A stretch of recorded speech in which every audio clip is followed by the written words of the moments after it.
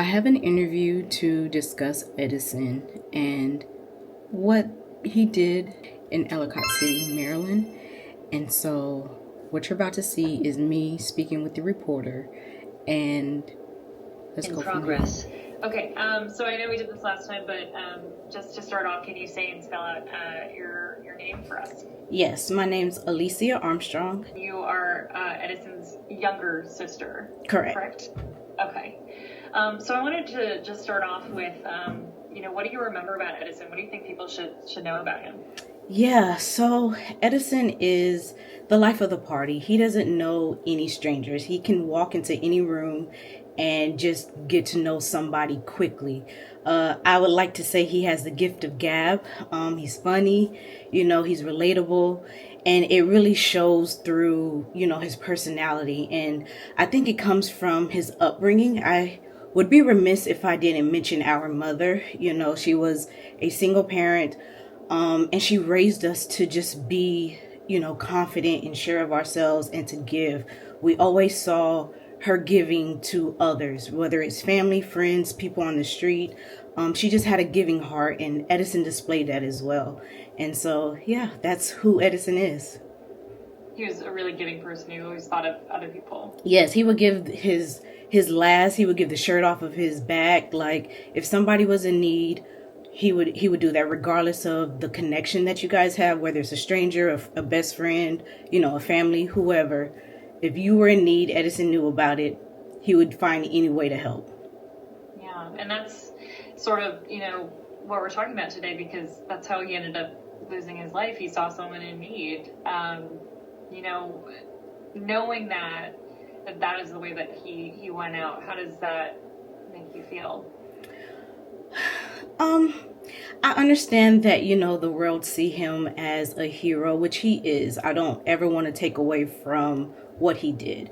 But for me, he's my oldest brother, and though I'm proud of, what he did, I'm proud of him.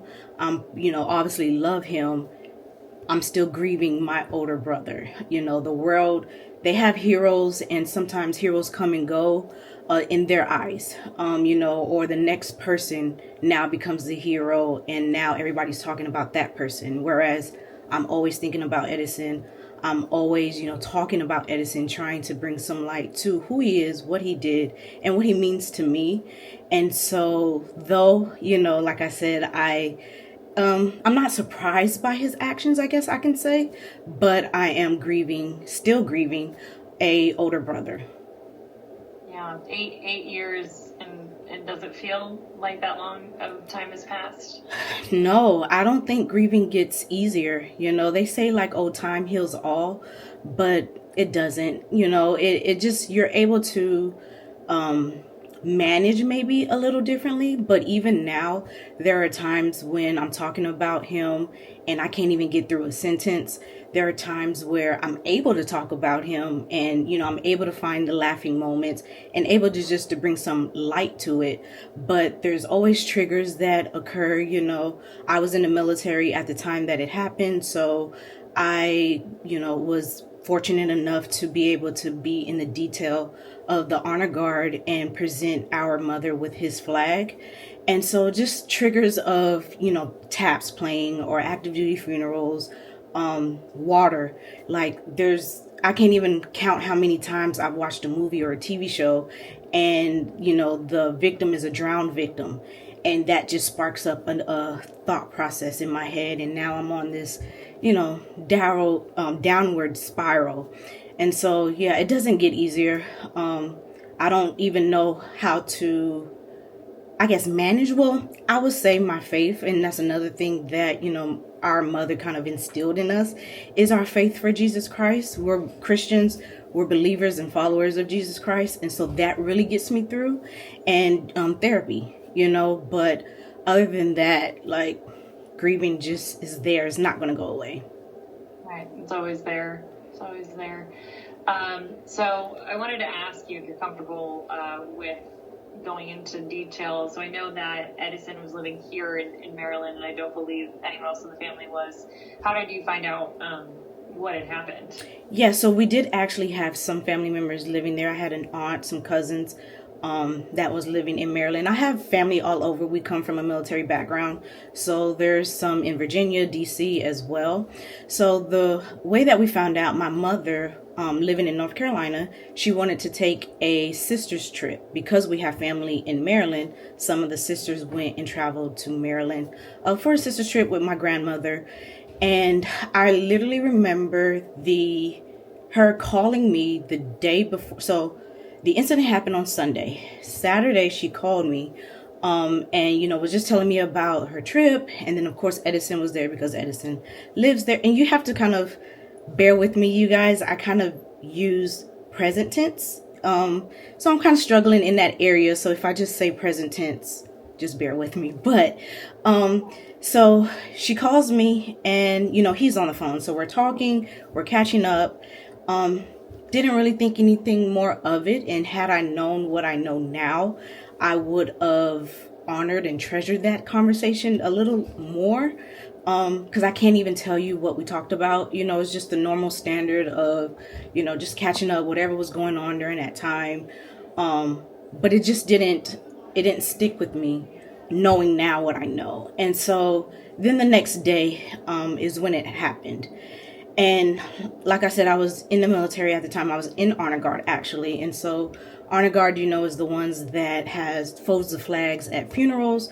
They also are on like rifle party or color guard for, with the holding the United States and the Air Force flag and then the rifles on the end. So I'm a part of that detail. And I actually had a detail on Memorial Day during that time. And so I get a phone call.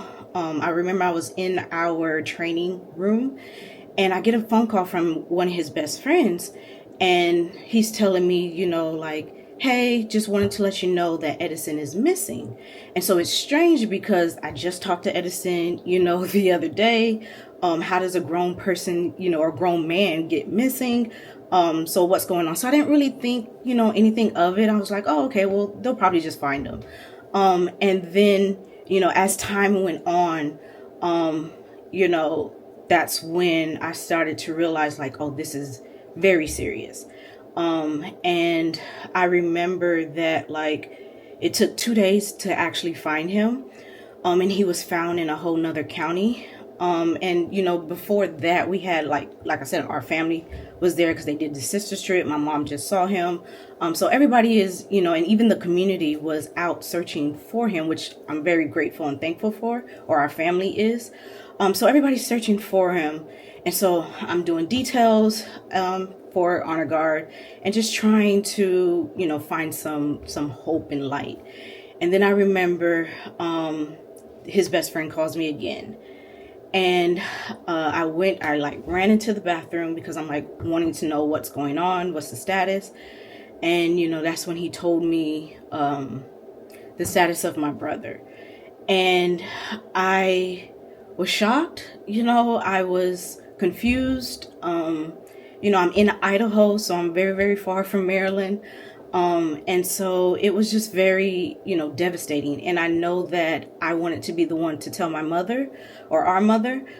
And so I called her, and of course she's surrounded by family, which, that's the great thing that she was actually around people that can console her.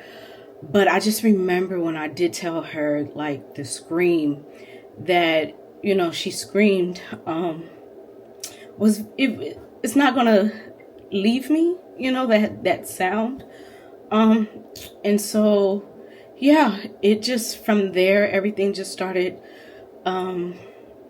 rolling as far as moving fast to, for me, obviously, to get down to Maryland and actually lay eyes on people. And we were able to lay eyes on the area and all that. So, yeah, that was how I found out. Yeah, I'm so sorry. You can still tell all these years later, it's still very fresh. Yeah. For you. Yeah. And so was your mom was visiting family, was she still here in Maryland at the time? Yes. Yeah. Okay. Obviously very, very traumatic, very difficult to deal with. What has the loss been like for you and your family over these past 8 years? like I said, it's been trying. There are happy moments, like when all this occurred, the community really kind of like reached out, and they done scholarships in his honor. They did different memorials in his honor, awards in his honor. And so, it's good to see how celebrated he was for his actions. Because, I'm sure that's, he probably wouldn't even want all this accolade. That's another type of person he is, but it is good to know that other people see him, and see him more than, just a service member. Like they see him, so it has been great. And I do remember that, like, one of his friends, they told me that they had a video, and they said that they were going to send it to me when I got back to my duty station in Idaho. And of course, they didn't know that they were recording his last moments, but unfortunately, they did. And what I saw was who my brother is. Like, the water was, so he was at a birthday party. So the Saturday he went with family, dinner, stuff like that. And then the Sunday he was celebrating one of his friend's birthday. And so at this restaurant, you can like literally see the water just coming through the restaurant. And so they're recording saying, look, it's happening again. And they're barricading the door so that the water can stop. And then you see, outside the window, you see a woman carrying, I guess, everything that she could fit in her hands. And it immediately goes to my brother just springing into action. Just, removing, the safety and going out into danger. And that's who. I'm so sorry. I'm so sorry. It's okay. Take your time.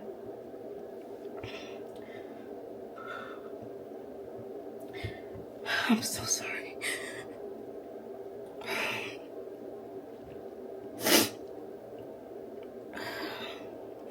That's who he is. He doesn't think about himself at all, right? He's very selfless. Yes, he was in safety. He could have just stayed inside, and been fine. But there was someone in need, and because Edison is that type of person, to help someone in need, regardless, like, he didn't know the woman. It was a stranger, right? So what he would do for his family and his friends is what he would do for strangers. And that's kind of, that's what I saw. And so I'm just glad that is being painted, as far as his history, his legacy, because that is indeed who Edison truly, truly is. He was a hero. Yeah. He is a hero. He's still your hero. Yeah. Yeah. Is there anything you remember, like, growing up with him? Obviously he's your big brother. I have a big sister, so I think I followed her like a Velcro kitten, like I followed her everywhere, and she would get annoyed with me because all I was doing was following her around the house all day. Are there any memories that you have of growing up with him that stick with you? Yeah, I mean, all of them. So we're 11 years apart. So he was really like a second dad, or, whatever, like that father figure type of thing. So it was never kind of the sibling rivalry when you're like a few years apart and you guys are bumping heads. It was like, no, our mother would tell him that, like, if he wanted to hang with his friends, he has to bring me. And so it's always like, come on, mom, and, stuff like that. But I just remember always having fun with him. Like, he would walk me to school. And so, like, in between, we would, like, freestyle, and I was horrible at it, but he was good. He was good at it, to kick freestyles. And it's just all those, like, big brother type of activities where it's just very encouraging, very uplifting, and, letting me know, I guess, like, my worth and my value as, a young lady or a young girl at the time. Just all those things. Yeah. Awesome. He sounds like a really, really cool person. Yeah, he is. What did he like to do when he was working or serving, because I know he was Mm-hmm. in the armed services. So, what did he like to do? Yeah, he just loved to hang out, like just to laughs, very comedic. Any time that he is around people, around friends, people that he's close with, that he loves, it's always just a good time. So regardless of what that activity is, as long as he's around a community, he is at home. Life of the party. Yeah. Yes. Okay, awesome. Is there anything else, Alicia, that you want to mention or add? I like some of you saying that you were the one to present the flag to your mom at his services. Is there anything else that you think that would be good for our audience to know? Yeah. Well, I just want to thank everyone, like I said, those that have really just kind of honored him and brought awareness to who he is and his name and all those things. Even if I can just kind of like show, like someone made this shirt and it has his last Facebook post on the back. And so just those things that, we're really thankful, really, really thankful. And I understand too that like, this tragedy isn't just the only tragedy that happened. And so for the families of, Jessica and Joseph, our hearts are with you guys. Like I said, I know it doesn't get easy. And as this year is the 10th year for you all, I understand wholeheartedly what you're feeling. I do know that like, Jessica was and Joseph was, parents. And so though I can't relate in that sense of losing a parent, I relate in the sense of the tragedy that we all experience with our loved ones. And so our hearts and prayers are with you guys. To the community of, Ellicott City, I see how resilient you all have been with even just rebuilding. Far as I know, there was a lot of like businesses that was affected, homes that was affected. And as you were beginning to rebuild that, then 2018 happened. And so then that kind of pushed you guys back, and just the resiliency and being the EC strong that you guys are. I believe that that's a great way to, honor and pay tribute to Jessica, Joseph, and Edison. Because it shows that no matter what, the community will come together. And that's what, Edison embodied. And though I don't know Jessica and Joseph, I would like to think that that's what they embodied as well. And I want to thank you, Blair, too, and your staff at WMAR for even allowing me this opportunity to speak about Edison and to, just honor him in this way. Yeah, I mean, this is the first time that I think anyone from his family is speaking out publicly. Why do you think it's important to do so? Yeah, because I don't want him to be forgotten. Like I mentioned before, as far as like how heroes in some people's eyes, they come and go. But Edison still remains impactful to us. He was impactful to us when he was here and even beyond. And, I like to, like I said before as well, that we're a Christian family. And, his actions were very heroic, very selfless. And I like to believe that he received his crown in heaven based off of doing what the Bible says, right? Well, what I believe for the word to be true. In John 15:13, it talks about like, what greater love than this is for a man to lay down his life for a friend. And that's exactly what Edison did. And so it's very important to recognize that, there are good people out there. I know that with, the news, we're hearing all these tragedies and these negative situations that's going on, but it's very important to also focus that there are still good people out there and that cares for others, that's doesn't look like them, not from the same upbringing. We all can coexist together in a community and it be love, kindness, and I believe that's what, the EC Strong is. Thank you, Alicia. That was beautiful. You're welcome. I'm gonna stop recording right now. Recording stopped. But I did want to ask you, so do you have any of like the photos of you handing the flag to your mom? I do. At all, and like photos of you and your brother I do. growing up? Okay.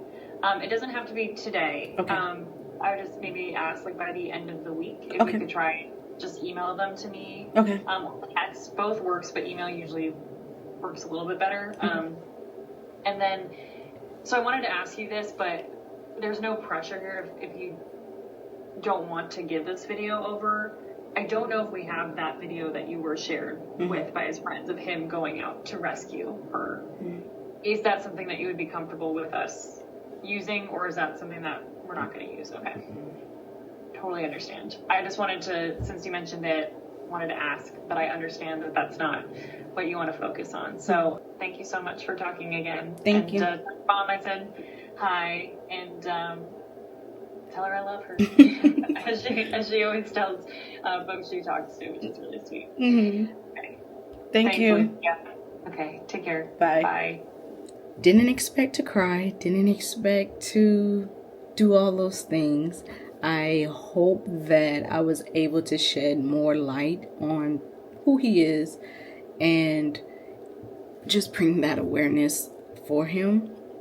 I am excited to see what they put together. I hope that they don't, cut certain things. That's why I wanted to have this, so that at least we have the full interview. But you've heard that, when it would be, hopefully it's on YouTube. So I would definitely put the link in the description box. So if you're watching this, that means if in the description box, if the link is there, that means it is on YouTube. If it's not there, that means it's not on YouTube. Thank you all for watching. And if you want to see another video that I did regarding Edison, then check the cards right now.